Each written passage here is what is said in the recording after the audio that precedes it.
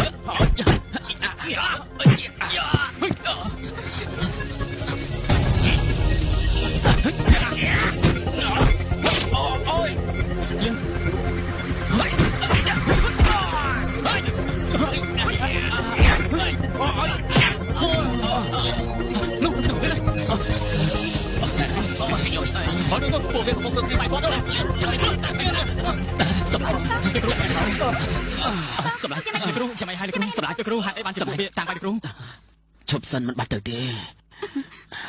អាចចង្រៃថ្ងៃក្រោយបើអញជួបអញទៀតយើងមិនអត់ឲ្យពួកវាទេ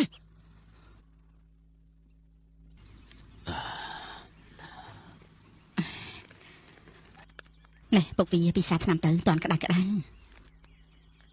បានហើយម៉ែវាប៉ុណ្ណឹងខ្ញុំវាមិនអីទេពុកវាឯងនេះចេះតែអញ្ចឹងម៉ែវាឯងក៏បារម្ភអីគ្រោះថ្នាក់ប៉ុណ្ណឹងវាមិនស្លាប់ទេណែនិយាយអញ្ចឹងក្មេងៗវាទៅណាអស់ហើយអូស្រីពេជ្រនិងវឌ្ឍនាវានាំគ្នាទៅរកឆ្នាំឲ្យពុកវាឯងហ្នឹងណា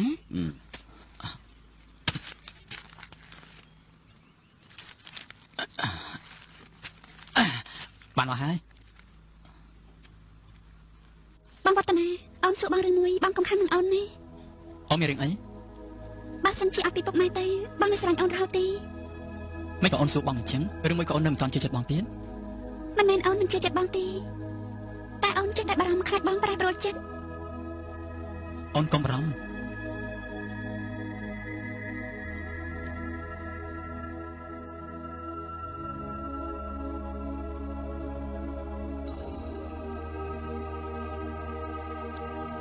អូនកុំបារម្ភបងខ្លាចតែអូនវិញទេ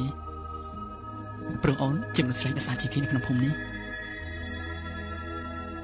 ចំណែកបងវិញបងគ្រាន់តែជាមនុស្សកំព្រាម្នាក់ដែលផ្ញើវាសនាទៅលើគ្រូតែប៉ុណ្ណោះ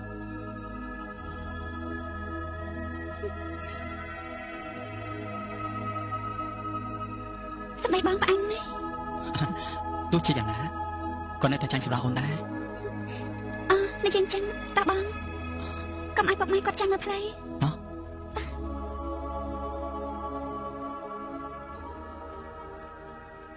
និយាយអញ្ចឹងរឿងកូនពេជ្រនេះឯងគិតយ៉ាងម៉េចដែរ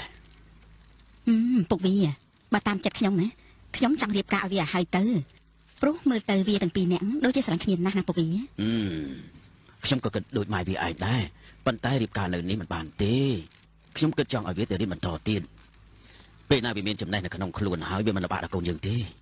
សាច់តែពុកវាឯងទៅចុះពុកវាពិសាបាយអីខ្ញុំរៀបជូនតន់វានៅក្តៅមិនអីទេខ្ញុំមិនតន់ឃ្លានទេចាំកូនមកជុំគ្នាសិនណា